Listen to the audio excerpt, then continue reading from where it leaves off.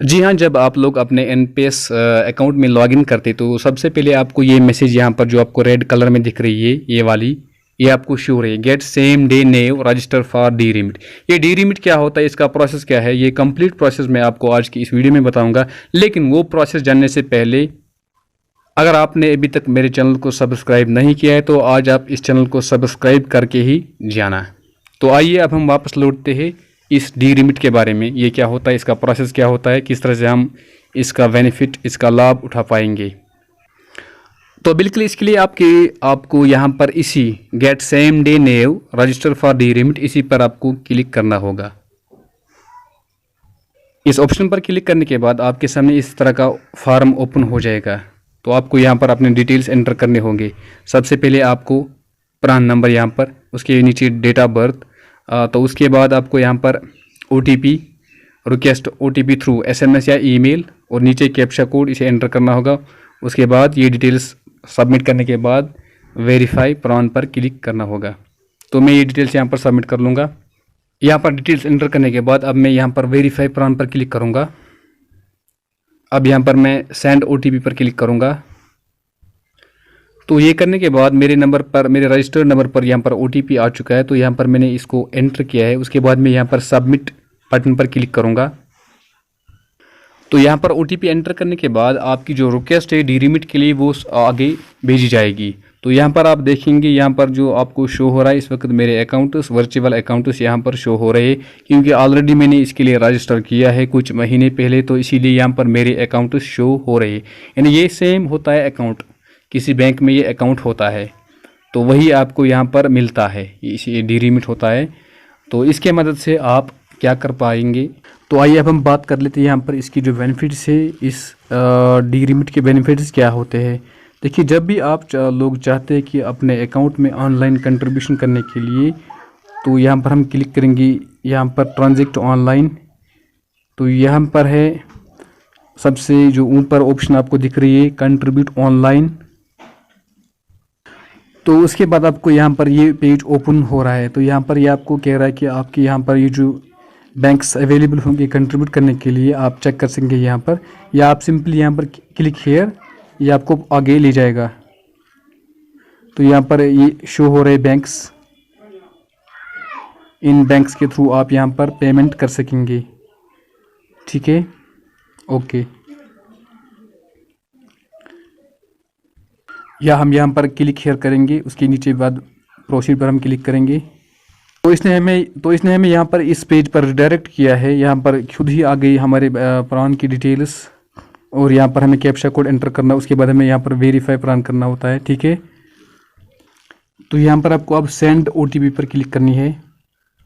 इसके बाद हमारे रजिस्टर्ड मोबाइल नंबर पर OTP रिसीव हुआ है। तो अब हम यहाँ पर सबमिट से करेंगे, सबमिट OTP। तो उसके बाद यहाँ पर आपको सिलेक्ट करना होगा Tier 1 या Tier 2, जिस अकाउंट में आप कंट्रीब्यूट करना चाहेंगे। तो यहाँ पर आप जो आपका अमाउंट, मनपसंद अमाउंट होगा, उसे फिर नीचे यहाँ कन्फर्म बटन पर क्लिक करके आप आगे प्रोसीड करेंगे। यहाँ पर एंटर अमाउंट करने के बाद आपके नीचे पेमेंट गेटवे ऑप्शंस आ रहे हैं, बिल डेस्क, एक्सिस पे। तो हम यहाँ पर ये बिल डेस्क है, इस पर हम क्लिक करेंगे। फिर उसके नीचे आप यहाँ पर ये टिक करेंगे डिक्लेरेशन, उसके नीचे ये वाली भी, फिर आप करेंगे मेक पेमेंट पर क्लिक यहाँ।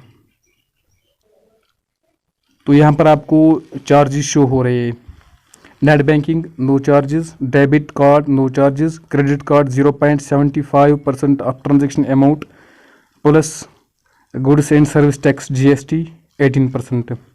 ठीक है, उसके बाद आप प्रोसीड पर क्लिक करेंगे। तो उसके बाद आपके सामने इस तरह यहाँ पर ऑप्शंस आ रहे हैं पेमेंट के, credit card, debit card plus ATM pin, internet banking, QR, UPI। तो जो भी आपकी पसंदीदा पेमेंट मेथड होगी तो आप उसे सिलेक्ट करके, चूज़ करके प्रोसीड करेंगे। सही, यहाँ पर मैं क्रेडिट कार्ड सिलेक्ट करूँगा। तो उसके बाद आपको यहाँ पर अपने कार्ड डिटेल्स एंटर करने होंगे, card number, expiry date, CVV, card holders name.